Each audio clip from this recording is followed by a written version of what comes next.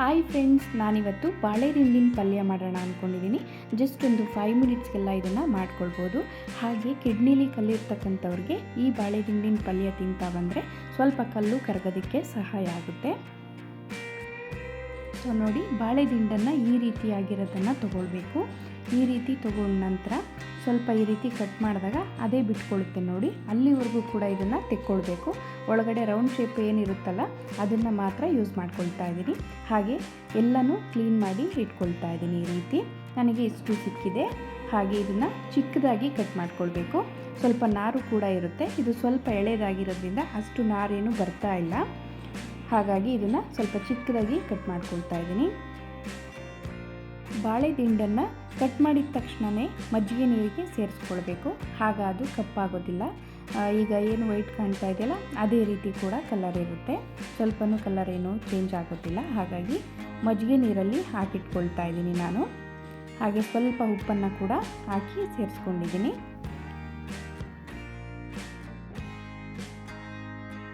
ಬಾಳೆ ದಿಂಡಲ್ಲಿ ಬೇರೆ ಬೇರೆ ಥರ ಎಲ್ಲ ಪಲ್ಯ ಮಾಡ್ಬೋದು.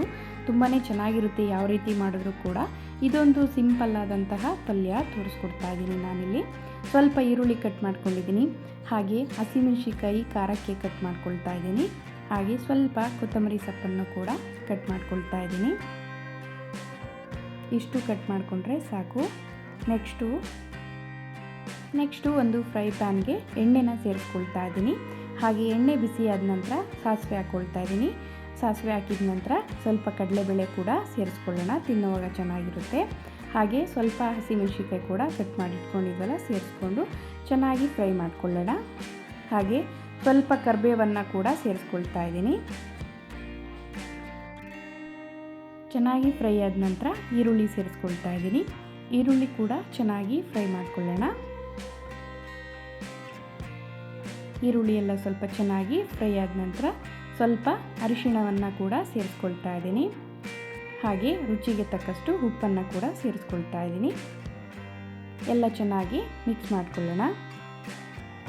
ಚೆನ್ನಾಗಿ ಮಿಕ್ಸ್ ಆದ ನಂತರ ಇದಕ್ಕೆ ಬಾಳೆ ದಿಂಡಿಂದು ಕಟ್ ಮಾಡಿ ಇಟ್ಕೊಂಡಿದ್ವಲ್ಲ, ಮಜ್ಜಿಗೆ ನೀರೆಲ್ಲ ಹಾಕಿಟ್ಟಿದ್ವಲ್ಲ ಅದನ್ನು ಸೇರಿಸ್ಕೊಳ್ತಾ ಇದ್ದೀನಿ.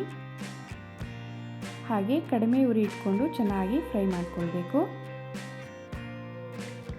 ಬಾಳೆ ದಿಂಡು ಚೆನ್ನಾಗಿ ಬೇಯಬೇಕು ಸ್ವಲ್ಪ, ಹಾಗಾಗಿ ಚೆನ್ನಾಗಿ ಫ್ರೈ ಮಾಡ್ಕೊಳ್ತಾ ಇದ್ದೀನಿ.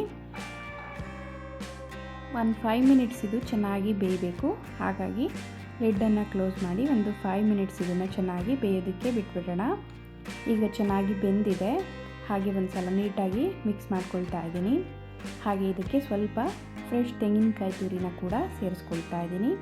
ಹಾಗೆ ಸ್ವಲ್ಪ ಕೊತ್ತಂಬರಿ ಸೊಪ್ಪನ್ನು ಕೂಡ ಸೇರಿಸ್ಕೊಳ್ತಾ ಇದ್ದೀನಿ. ಹಾಗೆ ನೀಟಾಗಿ ಒಂದು ಸಲ ಚೆನ್ನಾಗಿ ಮಿಕ್ಸ್ ಮಾಡ್ಕೊಳ್ತಾ ಇದ್ದೀನಿ. ಪಲ್ಯ ರೆಡಿ ಆಯಿತು ನೋಡಿ, ಎಷ್ಟು ಸಿಂಪಲ್ಲಾಗಿ ಪಲ್ಯ ರೆಡಿ ಆಯಿತು ಅಂತ ಸರ್ವ್ ಮಾಡ್ಕೊಳ್ತಾ ಇದ್ದೀನಿ. ನೋಡಿದ್ರಲ್ಲ ಯಾವ ರೀತಿ ಬಾಳೆ ದಿಂಡಿನ ಪಲ್ಯ ಮಾಡೋದು ಅಂತ. ಇದೇ ರೀತಿ ನೀವು ಟ್ರೈ ಮಾಡಿ ಹೇಗಿದೆ ಅಂತ ಕಮೆಂಟ್ ಮಾಡಿ. ಪ್ಲೀಸ್ ಸಬ್ಸ್ಕ್ರೈಬ್ ಆಗಿ ನಮ್ಮ ಚಾನಲ್ಗೆ ಸಪೋರ್ಟ್ ಮಾಡಿ. ಈ ವಿಡಿಯೋ ಇಷ್ಟ ಆದಲ್ಲಿ ಪ್ಲೀಸ್ ಒಂದು ಲೈಕ್ ಕೊಡೋದನ್ನು ಮರಿಬೇಡಿ. Okay, thank you.